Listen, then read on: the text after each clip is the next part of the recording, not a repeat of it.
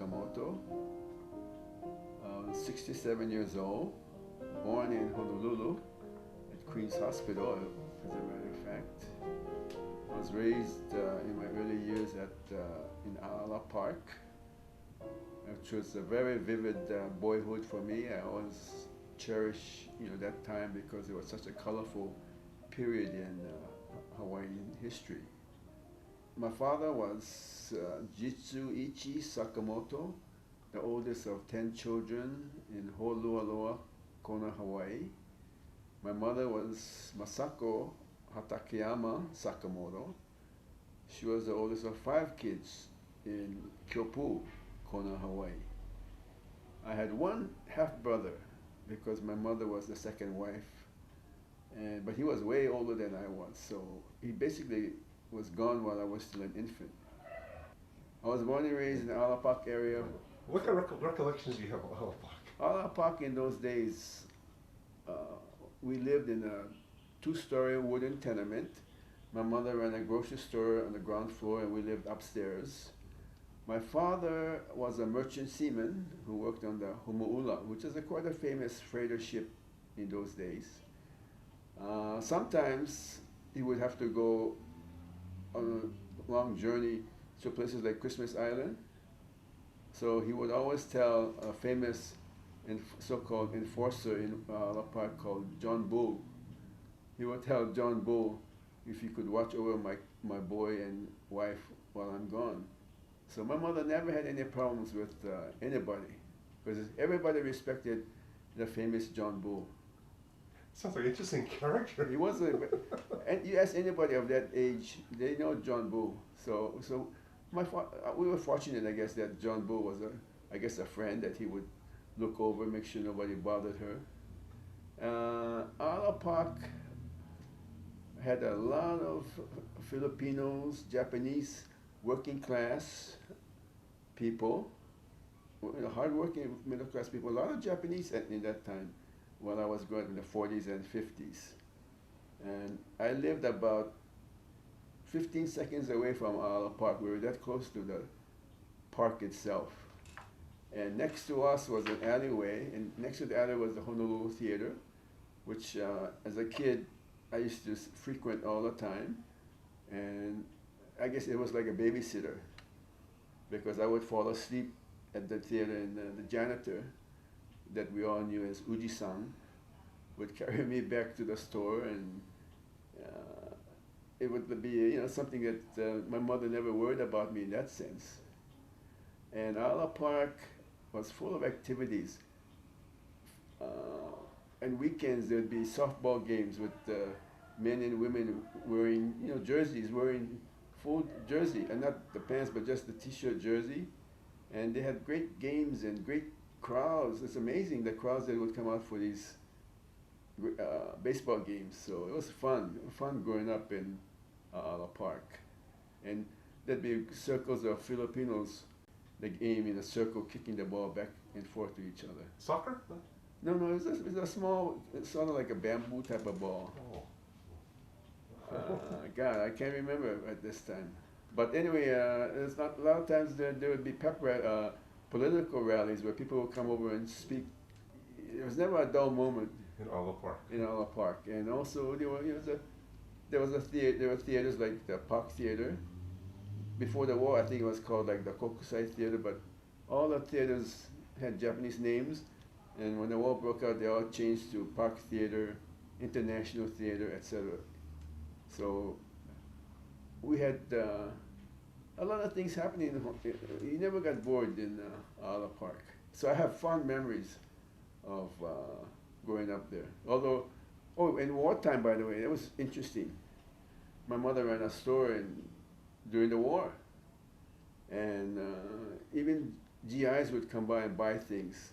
Filipinos would come and buy things, and Filipinos were always good. They never bothered my mother, although there was a big war in the Philippines, but she always had no problem. She said they were always nice to her, and I would play in the park as a kid, and GIs would give me money, and I would come home and she would say, "What happened?" I said, "Oh, the soldier gave me money."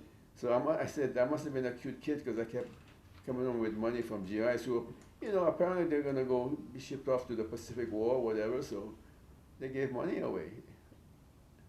So it was, and also there were bomb shelters in those days at Ala Park. You don't see them now, but there were literal bomb shelters, and we kids could slide down the bomb shelters on cardboard, you know, cardboard things. So, and I had friends there in Ala Park. We'd do very innocent kind of things, like go along the river stream, throw stone at the little crabs along the wall. You know, just simple kid things. Nothing criminal or dangerous. So it was a very ideal childhood in a sense. Yeah, I remember there was this Liberty Theater. Yeah, So that Liberty was- Theater was more toward downtown. Yeah. So that was also a Japanese theater that they called no. No. Okay. So at Ala Park, it was like an entire life of its own then. Yeah, it was a great. In those days, you never saw homeless people sleeping around. It was very vibrant area. So it's kind of sad to see now that it's really quiet and you don't see anything happening in Ala Park anymore. My father was the oldest of 10 kids, so he went only to the 3rd grade. He had to help with the family.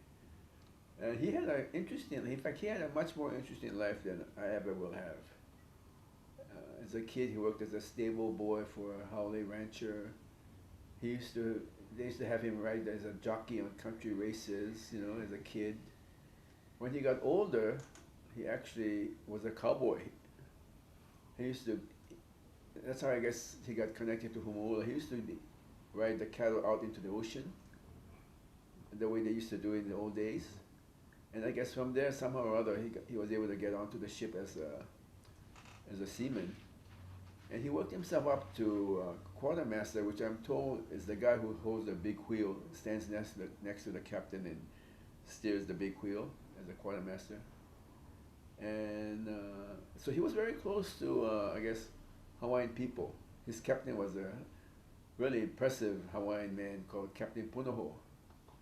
And if he was a Aloha Day Parade, he could stand in for King Kamehameha, right, you know, without any problem. But he was very impressive. And when I was a teenager, I think my father took me to meet him, and so I got to meet Captain Punoho. And in fact, my father told me that my name Edward was because Captain Punoho suggested the name Edward for King Edward at that time, I guess. So my father worked on the Honolulu for a long time, I guess. And like I said, when Japan bombed Pearl Harbor, he and the ship Honolulu was out at Christmas Island. So they had a long voyage back to Hawaii, worrying about whether they're going to be torpedoed on the way back. But you know, they made it back. And once he came back, they had to let him go because you know Japan had bombed Pearl Harbor, so he couldn't work on the ship anymore. So he had a real tough life, but he became a businessman. My mother was the oldest of 5 kids, so she only went to the 6th grade. But the 2 of them worked hard to raise me. You know, they gave me everything I wanted. My father was a great lover of westerns. We go to westerns on weekends, and he loved baseball. He loved the Red Sox. My mother loved the Asahi. So every weekend we'd go see the local teams play. So I put that in my play, Aloha Las Vegas, about how they love the Red Sox. And I did that especially because when my father was ill with cancer in the hospital, the manager, Peanuts Kunihisa, pitcher Jimmy Doe, and catcher Saul Kalakakui came to visit him while I was at the hospital. They brought him a baseball cap. And my father was real touched because he was a real big Red Sox fan. He put on the cap and they had a nice talk. But I really appreciated that they would take the time to come visit him, you know. And so when I wrote Aloha Las Vegas, by the way, I put I mentioned the Red Sox in the play as a sort of remembrance of that time when, as a kid, I used to go to the game with my parents, you know. So that's another pleasant memory of my youth. My mom was just a partner in life with with my father, because they worked hard, morning, noon, and night. They worked in the business, and The business was the grocery store. no. By then we had moved on and worked in a company that they created that sold La Hala handbags, Sula skirts, etc. They had done. My father was quite a businessman. He had a knack, for business, I guess. Although he was third grade education, but like many people in those days, you know. Eventually, when I moved to the mainland, my father had passed away. We all moved to the mainland. My mother, me, and my grandmother, because we had relatives in Los Angeles. So she gave up a lot. She gave up a lot for me. She sacrificed a lot for me. So I always look back and appreciate the effort and sacrifice she made, as I guess a mother can do or will do. In her youth, when she left Kona, she worked for a very rich family in Oahu, the Platt Cook family. I think they're quite well known, because they would entertain people like Pat O'Brien and Shirley Temple. They would come over, and she actually was a governess to the two children, a boy and a girl. So she did pretty well. She had I have pictures of her in a nice white uniform, and so I was kind of proud that she did so well. But again, once the war broke out, they had to let her go. But she was able to move from Kona, uneducated girl from Kona, but found a nice job with a rich Hawai'i family, and apparently, they trusted her so much they made her the governess of the two children. So I give my credits a lot of credit for overcoming early childhood adversity. A lot of course, people in those days had to overcome those things. In fact, the Issei and Nisei generation, to me, real marvelous people that they were able to strive under tremendous obstacles.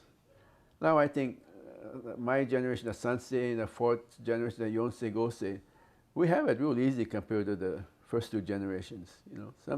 Sometimes I think we have it too easy, because I see young students driving really nice cars around, and you think, how could they afford such a car? Because their parents bought the car for them, But in the old days, you don't see that. Taking off on your play, the posters actually is right behind you, the Ala Park poster. Yeah. You must have drawn a lot of information with it. Do you consider that Ala Park play more like an autobiography of yours? Oh, no, definitely not. It was a play. That play started out with a one-act play. It was called In the Alley. Okay. I wrote it for the University of Hawaii playwriting contest when I was at the university, and it won the award. It was produced at Farrington Hall at the university. But that play, In the Alley, eventually I worked on it when I got older and was at the East-West Players in Los Angeles. I worked it into a full-length play called Ala Park. I enlarged on the play and developed it in a much more complex way. So even then, it was never an autobiographical play. In fact, I don't think any of my plays are purely autobiographical in a way that, say, Tennessee Williams's Glass Menagerie is considered autobiographical, or Long Day's Journey into Night with O'Neill is considered autobiographical. Mine are never autobiographical. However, there are autobiographical incidents in my plays that I draw upon. So the Ala Park was not autobiographical, but because of things that happened there, like servicemen being beat up by local guys, that stuck in my mind. and I used that as a basis of my play in the alley. So in a way, there's an influence, you know. Maybe we can talk, go back into your early childhood, your education. You went to school around the Alapaka. Do you remember your school? Any teachers do you remember? And so? You mean elementary school? Yeah. No. You don't remember at all? Well, what school did you go to? I don't remember the school. I don't even remember the elementary school I attended. But I do remember my kindergarten. It was Holy Trinity Church had a kindergarten class. So I went there. But first, second grade, I don't remember. But, you know, my memory starts with the third grade at Iolani. You went to started at Iolani at third grade. Yeah. Wow. So 10 years at university at the Iolani. And so my father and mother were, I would say, working middle class because they could afford to send me to Iolani. Was the school at the Alawai? No, well, there was still the New Wano campus. Okay. But the first grade to sixth grade was at Alawai. So then the seventh, eighth grade, we went to New Wano campus for a class. Then we came back to Iolani at the Alawai campus from the ninth grade, I think, maybe. So it was again, Iolani, it was 10 years of my life. Every morning, 8 o'clock, we go to chapel. That was something we always did, you know, so. So who was the chaplain at that time, do you remember? We had several, well, the headmaster was Canon McDonald. And we had people like Dr. Nishi, Father Doherty, Father Buxton, and several, you know, that we see who were also teachers, you know. But Iolani was real good school, real good. I really enjoyed going to Iolani in a sense because we really formed a friendship with certain guys. I have friends from the third grade. Did you still see today? Well, unfortunately, two of my best friends have since passed away, so I don't see them anymore. But I just, I see other classmates, and we are really a tight-knit group of hardcore, maybe 20 of us see each other quite often, off and on. And so the wives always tell the husbands, you guys are really funny because I don't know of any other class where you're so tight with each other through the years, you know, and which is true, I think. So you're in a class of 58. Yeah. Class of 58. How would you describe your years? Anyway, were there any teachers, for example, that for you influenced your life path or so on? At Iolani? At Iolani. Not really. They were all, some were good, some were bad.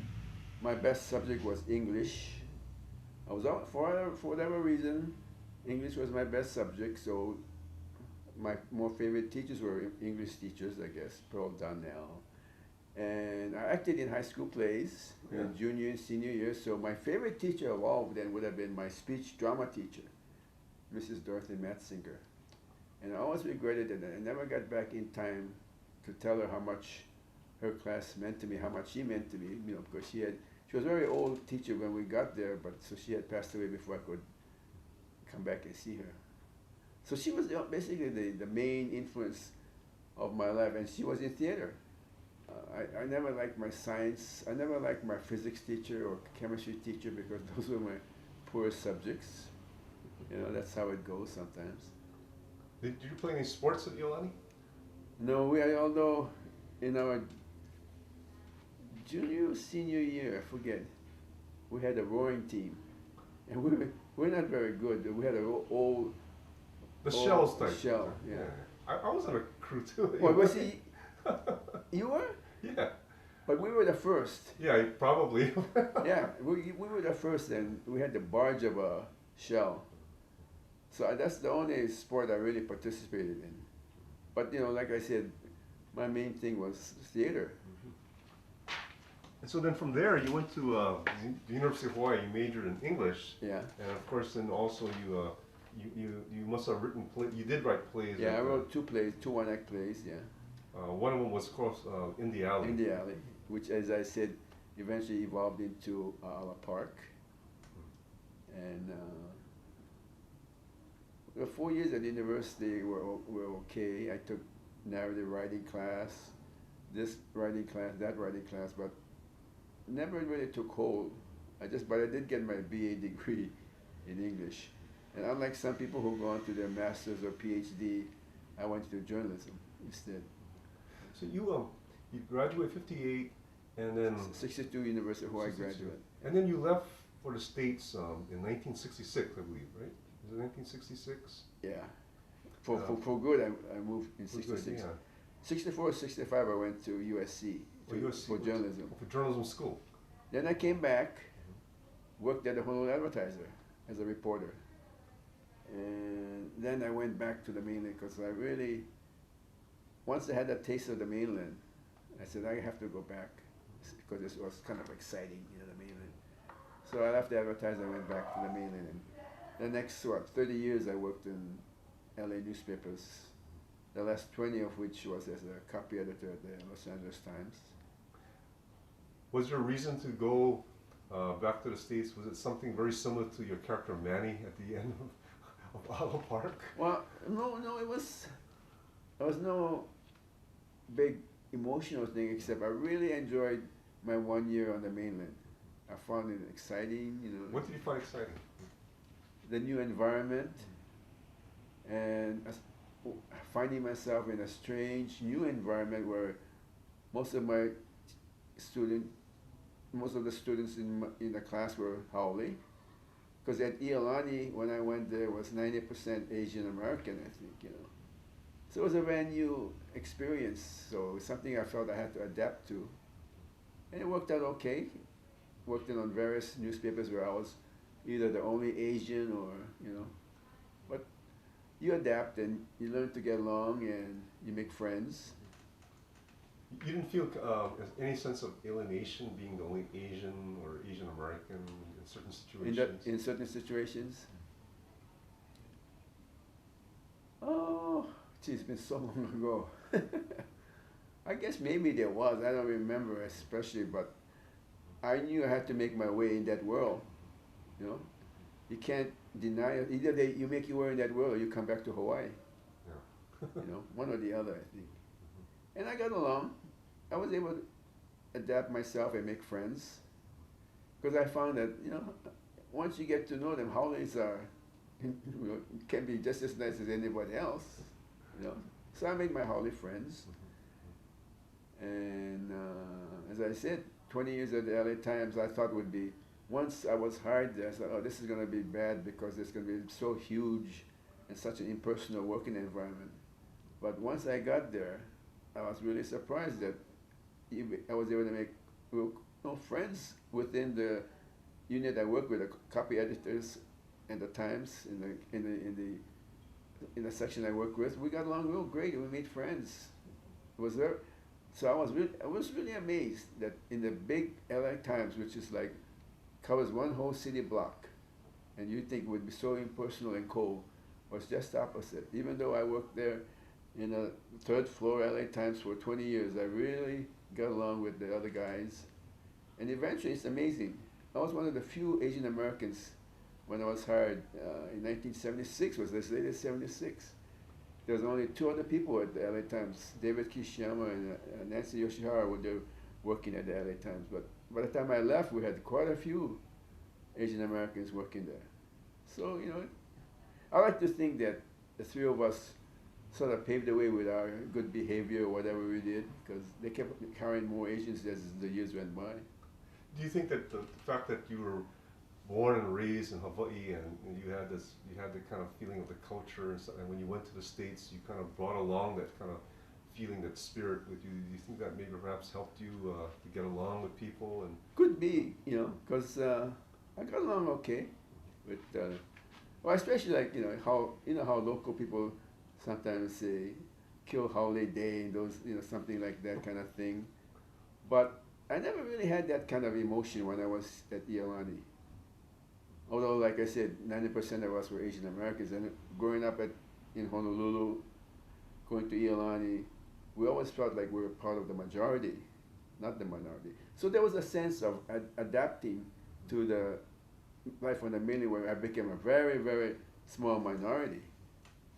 You know, so there is a mental makeup that has to take place. But I think, you know, it was okay. There's no problem. I wasn't crushed so much that I said I got to go back to Hawaii because I can't stand it. And I never reached that point.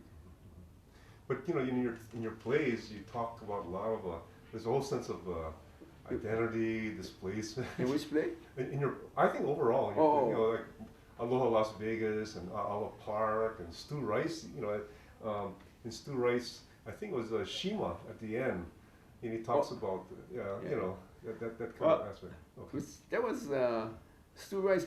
Certain people have told me, gee, I really feel that, I really understand that. Because as Shima, the character, says to the other classmate, we no longer belong in Hawaii, but we don't belong on the mainland too. We're in between, we're in limbo. We don't belong to any side. So he felt kind of disenchanted, which in a way can happen, I think. But in my case, because I've written so many plays about Hawaii and come back to Hawaii so often, and hang out with actors and local people and family relatives, I'm not that embittered with that kind of thing. I think, although it's funny because I keep telling friends here and on the mainland, I'm thinking of moving back to Hawaii, but I've been saying that for years. And now they say, guys on the mainland say, we don't want to hear that anymore because you keep saying that, but we know you're not going to go back. You're going to stay with us. So I have close friends on the mainland. I have friends here in Hawaii and family to relatives. So it's very hard. It's not that easy, especially when you've been on the mainland so long. I've been there from '66 till now. Over 40 years. Yeah, but I've been back and forth all the time to Hawaii. It's not as if I've lived on the East Coast and don't come back for 10, 20 years. So it's, maybe it's my sense of making do what you got. But yeah, but I do, even now I still think about moving back. But who knows? Not back to Ala Park, but. Ala Park, it's not, no way you can go back. Yeah, let's just say you can't go home again in that particular section. But you're writing from a kind of a Hawaii, the 1950s, 1960s, on that era, where I guess the perception of what a local person was before, it's sort of different than it is now. I mean, for example, if you're of Asian ancestry, and I think back in the 50s, you could go in the States and you could call yourself Hawaiian, right? That kind of thing. And people would say, "Oh, you're Hawaiian." Right. Yeah, I'm Hawaiian. Yeah. But now, of course, Hawaiian is more reserved for people of the ancestry, right. That kind of thing. Right. Yeah. And what is so you've seen in your plays are so it's amazing how you capture that time, that spirit. What do you feel? What's going on? What has developed? The Hawaii that you now see, that Shima, maybe when he came, if he went to the States, and or maybe some of your characters in Aloha Las Vegas, if they were to move back, it seems like, they're so used to being in the mainland, and now they come back to Hawaii and they might seem that they're displaced again, right? What's your feeling? Well, I understand what's happening in Hawaii, where the native Hawaiians have become more confrontational and more protective of their heritage. I really understand that, because you see that in Native Americans on the mainland who are fighting for the same thing. So I appreciate what they're saying and what they're doing, and I think they should. I think they deserve part of the land of Hawaii for them to cultivate. I think that's only fair, because in reading the history of Hawaii with Lilio Kalani and what happened, I think it's fair that we give back to the native Hawaiians something. We just can't ignore them. So I feel comfortable with what is happening now, and also see now the great influx of mainlanders coming to Hawaii. And you know, when I was growing up in the 50s like that, it was just tourists. But now, as you know, mainlanders are coming in and living on Oahu, Maui, Big Island, and so it's changing the whole population. But you have to accept that the population shifts in different ways because life doesn't stand the same, and you have to accept it. And it's hard because I think even on the mainland, when Asian immigrants come to certain areas, the Americans over there, white Americans over there, get very upset. It's the same thing in reverse, you know. Well, what can you do? You know, last week we had at the fall 2007 Festival of Writers, Right. Page to Stage, playwriting across the Pacific, and of course you were one of the participants, and you were on a panel with Darrell Lum, and Darrell Lum said, "Gee, Ed, you know, you take 2 weeks to write your plays." So I was wondering if you could kind of elaborate on your 2-week process. Okay, actually, I do, when I sit down at the computer and I finally start writing a play, it takes me about 2 weeks to write the rough draft. However, it takes me months and months of preparation, of investigation, of exploring my characters in the story before I even go sit down at the computer. So I don't say that part of it. The actual writing, yeah, it takes me 2 weeks, but it takes me months and months to get things together in my head.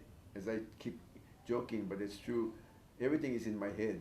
I don't write notes. I don't take notes of any kind. When I work out a play, it's always in my head.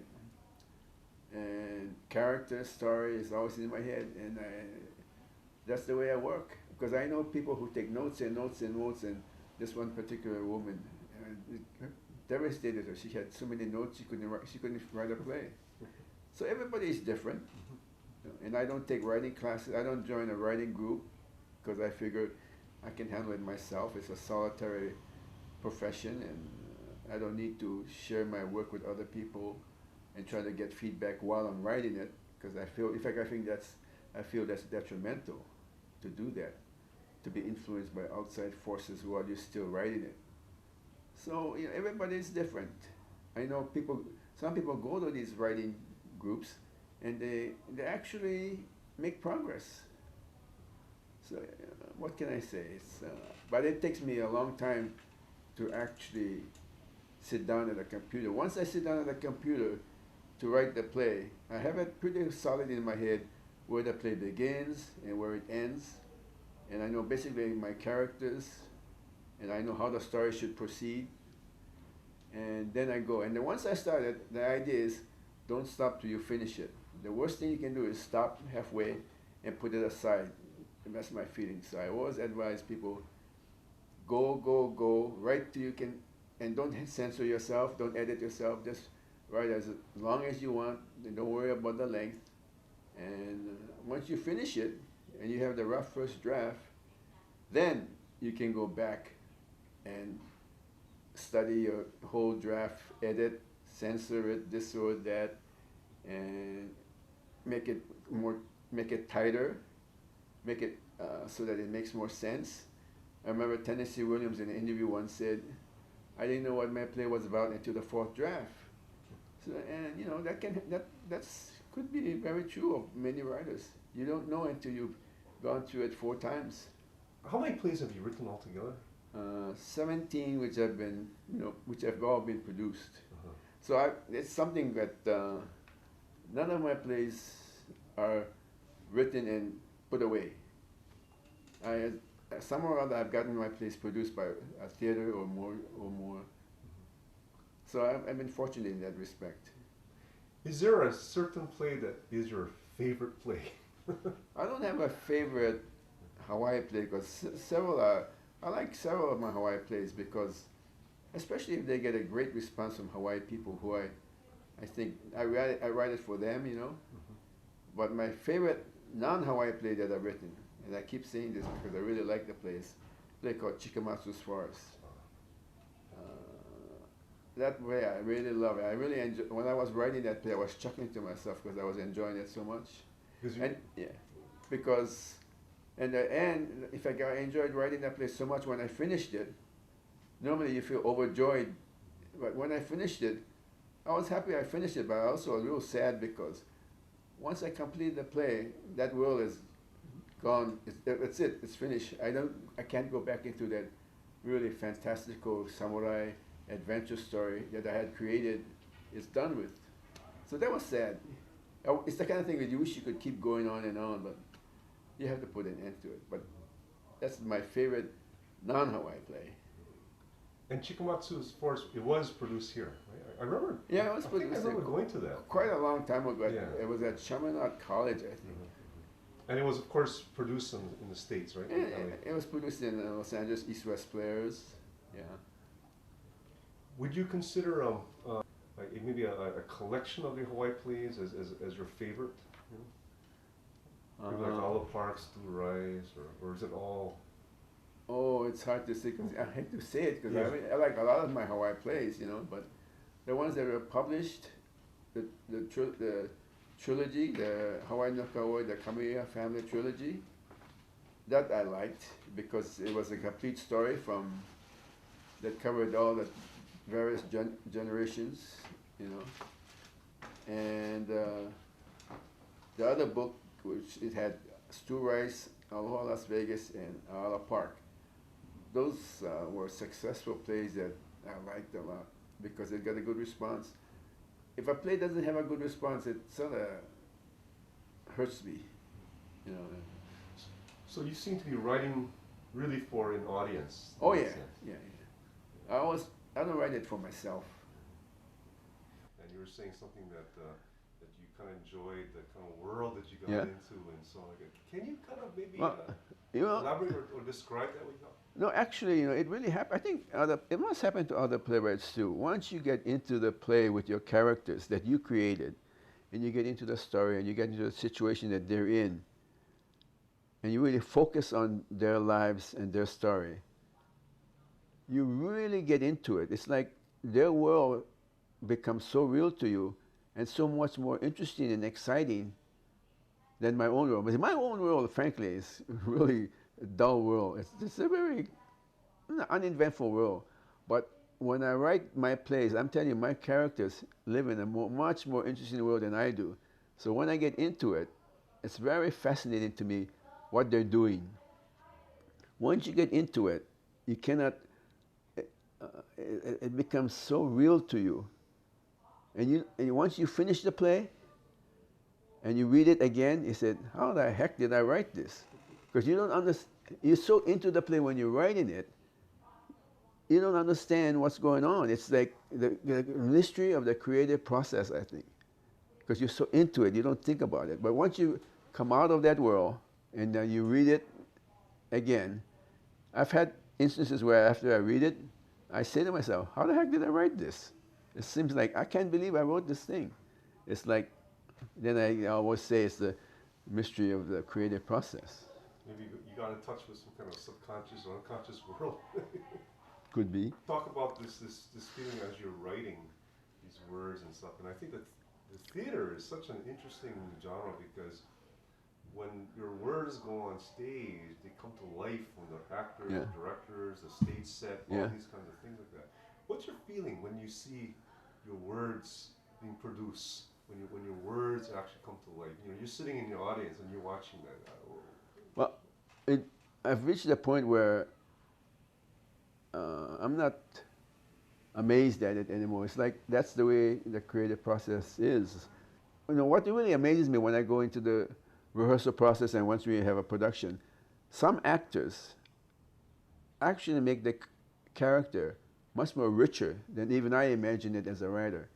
Then I say, wow, that writer, that actor went above what I even thought about the actor, the character.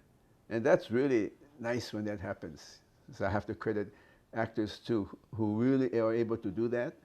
Of course, sometimes you find actors who don't rise to that level, but you accept it as theater. You don't have a perfect production.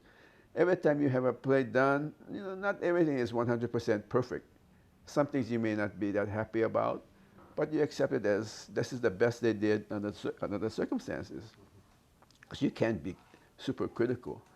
And you can't go backstage and say, what the hell did you do? How come you didn't do? You know, actors are trying their best. They work hard. There's rehearsal. If you sit in the rehearsal process for weeks and they're working on it, you know, they do a hard, it's a hard job and they really work at it. So I really appreciate my actors.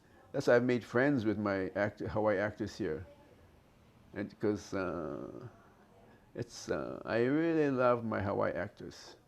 They're good people too, you know. They're not snobbish. They don't think they're better than the rest of the world. They're just people who love to act. Because they don't get paid that much here, you know. They do it for the love of acting. So. You've actually written your plays because for another actor, you know, for example, like I think Stu Rice, you know, I think you, when Jason Scott Lee, the ending part, you kind of wrote him a different kind of a character. Can you talk about that process? I wrote it. What did they do to Jason Scott Lee?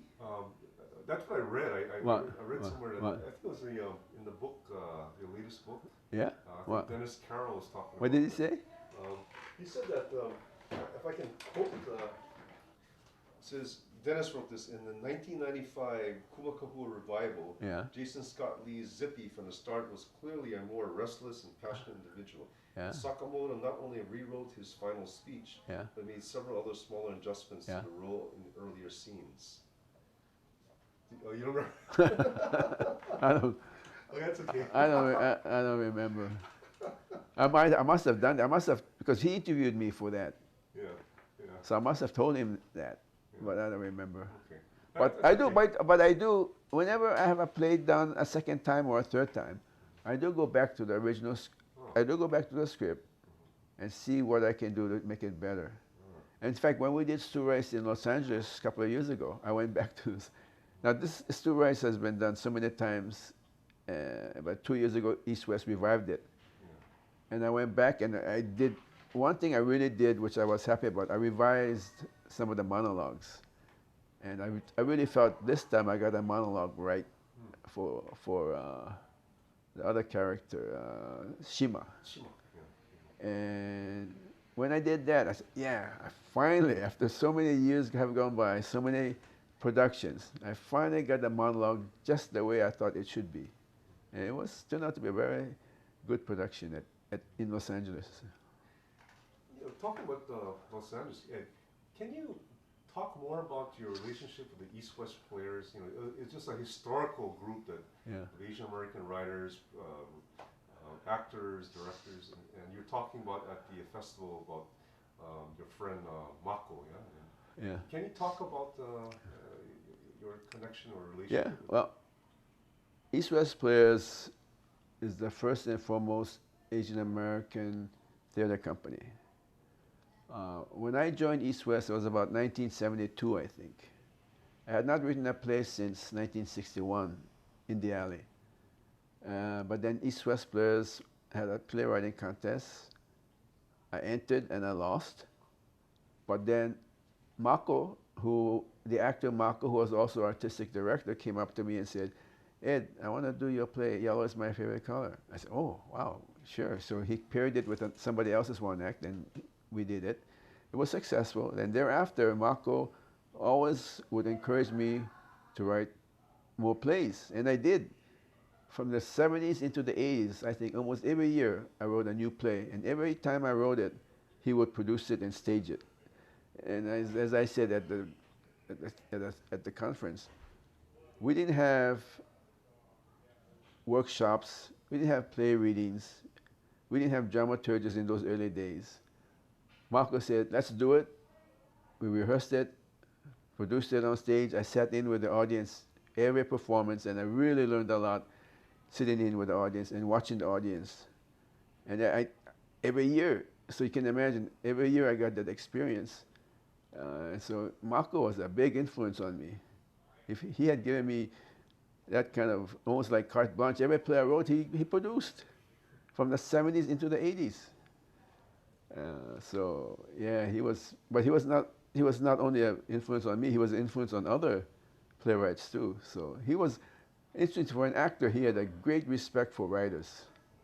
So, and you knew that by the way he treated the writers and how he tried to nurture you. He understood that if you wanted to get good roles for Asian American actors, you have to find the Asian American writers to write it. He understood that. So we had a really long relationship, and nothing can replace that kind of experience. Did you ever act?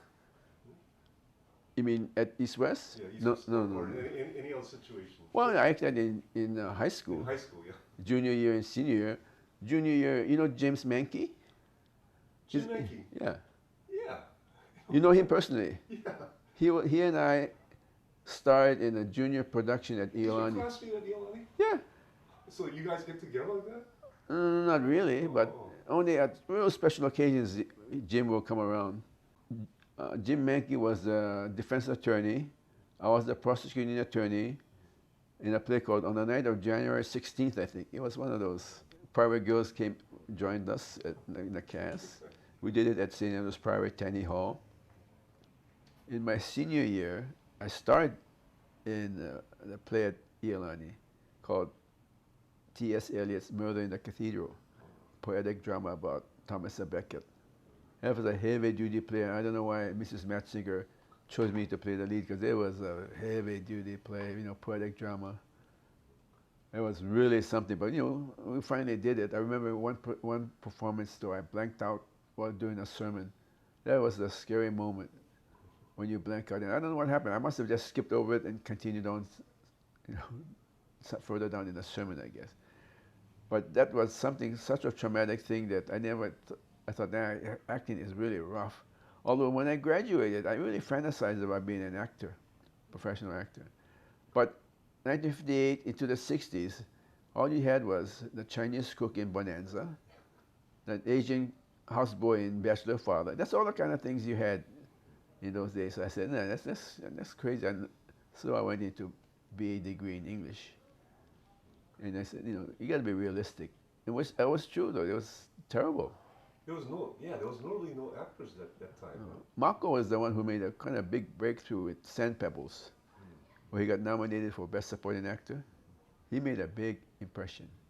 And then his career, thereafter just continued to get better and better. And he's still performing now? No, he passed away. Oh, he passed away.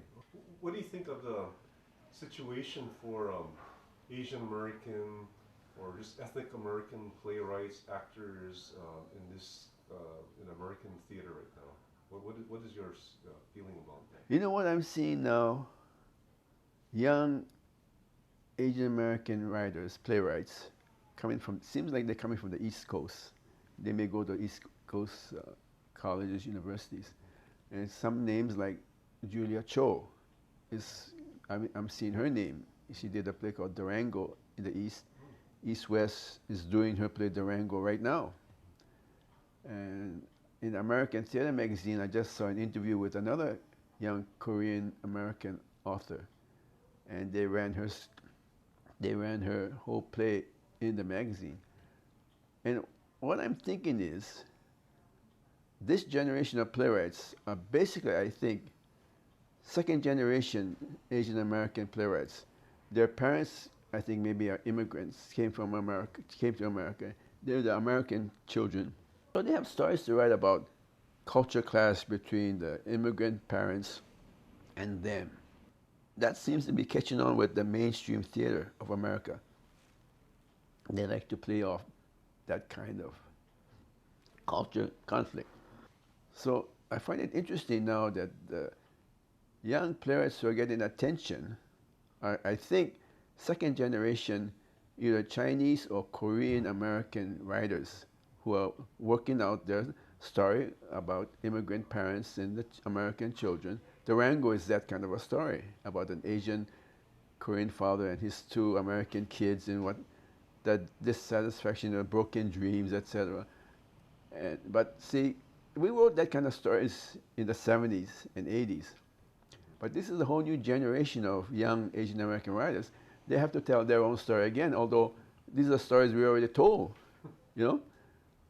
but you have to allow them to tell their own stories. And now at this point, white mainstream theaters are more interested in doing, in terms of more access to Asian American playwrights, so give them more access, so they produce more of those type of plays. But it has to be that kind of a play. It seems like, so I'm thinking now, if I were a fifth generation Japanese Chinese American playwright who is long gone from the early immigrant experience, what do they write about? They write about things that are more American. And usually the mainstream theaters don't care about that, because they're going to say, this is just like an American play or a white play. So it's not as interesting to them. But the ethnic play of immigrant parents and the children in conflict, although it's been done many, many times years ago, that's getting to play right now again. So they're lucky in the sense that they came along, you might say, at the right time again. But the fifth generation, sixth generation Chinese American and Japanese American writer, they're not going to write I don't think they're going to write about their great-great-grandfather necessarily and how they suffered necessarily. I don't know. They might if they researched it. So it's a new game for the right playwright, you might say. So it's interesting. Oh, that was way back in 1976. Oh, can you talk about that? Well, two other Japanese American writers and I thought, we're going to write a play, a TV series. We're going to write a pilot. And we did a pilot. We did pilots. We did story ideas to go with the pilot. And we submitted it to ABC. We got some connection to ABC. So we got an ABC executive woman to listen to our pitch. And she turned us down. But then we learned we learned later that pitch is really important. You really got to be able to pitch it right, And the three of us, I think, were quite naive in how we pitched our story. We were like Asian Americans, not out there giving blasting our story so probably didn't impress her. Then we went to Universal and to a black executive, Stanley Robertson, who was very sympathetic. We pitched it with him, and he liked it. So we were encouraged. He was an NBC. He was a Universal executive in the Black Tower, they call it. So I'm going to pitch it to NBC, he said. But eventually he came back and said, well, NBC turned it down. And we used to make excuses and say, in those days, they really didn't care about Asian American participation, or they really didn't. We feel like in those days, which is, you can imagine, 1976. Nowadays, there's more of an awareness of you gotta give minorities more access to television or movies. But when we went out there in 1976, there wasn't that much support. You would think they would say, maybe we can find something for you guys to do or whatever. That's what we were talking among themselves. But they dismissed us, which we got kind of bit. What the heck, We never had a shot, we said, So we never tried anything like that again. But I did say also that I never liked working with other writers as a team. I found it very dissatisfying because you got to make compromises when you're working with other people. Sometimes you like an idea, they don't care for it that much, so you can't do it. You can't force them to say. You can't say, "This is my idea. I don't care what you say. Let's do it this way." You cannot do that because you're cooperating with each other and trying to come up with a script. So I said, never again will I do anything with another writer, especially if you're a playwright. Write it yourself. You don't need another person to bounce ideas off of. Always looking for stories wherever I can find it. And who knows? Because I've done 17. Although I say 17, Shakespeare wrote like 35, 36, 37, or whatever. But Shakespeare never have to come up with original story ideas. All his stories came from existing sources. So That's my excuse. I have a play in my head right now, and I told everybody that when I go back home, I will write it. When I get back, I'll do it in a week, in 2 weeks, whatever. Jokingly said that, and so that I can come back, do it at Kumu, and come back and, visit with everybody again. Because that's the fun part for me, is to come back during the production, seeing the show, and inviting friends and family to come see the show. It's fun. So that's the incentive I have to maybe come up with another play. So it's in my head. I even have the title. You even have the title? Yeah, in my head, yeah. So we'll see if I can actually write it. Is it something that you can talk to the camera, or do you rather just keep it private? No, that's another thing I tell people. If you have a play in your mind and you're going to write it, don't ever discuss it or tell the story to somebody, because you're going to dissipate your creative energy if you do that. Maybe some people can do it, but I can't. Because I remember after I did In the Alley, and I was quite a nice success, I wanted to impress this girl. So I said, oh, this is my second play. I told her the whole play idea. I never wrote the play. Because then, years later, I thought, why didn't I write the play then? I thought, because once I voiced the story and I told it to somebody, the need was gone, in a sense, to write it, because I had already communicated the story to another person, which is what it is in playwriting. When you write a play and you have it done, you're communicating with the audience on an audience level. That's what you really, so if you tell that to people all the way down the line, oh yeah, I wrote this play, the play is about this and that, I don't care what they say, you're going to lose creative energy to write it.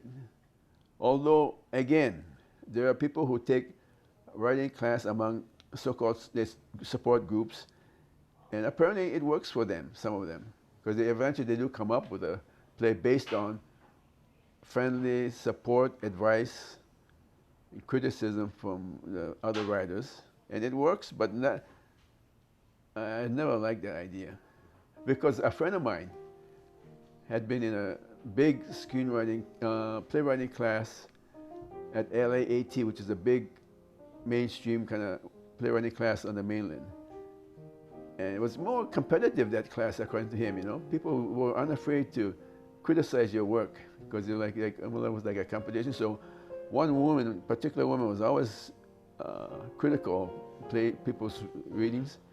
And then his play came along, and she would come and then say things, and he would go, yeah. He would make believe he's writing things, or he may have been writing things, but he would say, oh, you stupid, you don't know what you're talking about. But he would make believe, okay. He would make believe he's writing, or he may have been writing. You don't know what you're talking about, because, which is true. She was just doing her ego thing and saying what is bad with the play. So to me, that's a destructive kind of criticism. I don't need that. I basically write a play, and the only person I show it to after I write it is the producer of a theater. Like if I write a play, I'll send it to Dennis Carroll and Harry Wong and see if they're interested in producing it. Kumu, yeah. Or I might give it to East West Players. I don't even give it to friends to read. That's how I am. Go to the next. Hey, Harry. Oh, you want? Hey, come in, Harry. Take it down. It's like a headshot kind of thing. You gotta get in closer. You gotta get closer to him. Yeah. No, you're still out there. You gotta come in. The first show that I didn't work on was What? the second time we did Manoa Valley.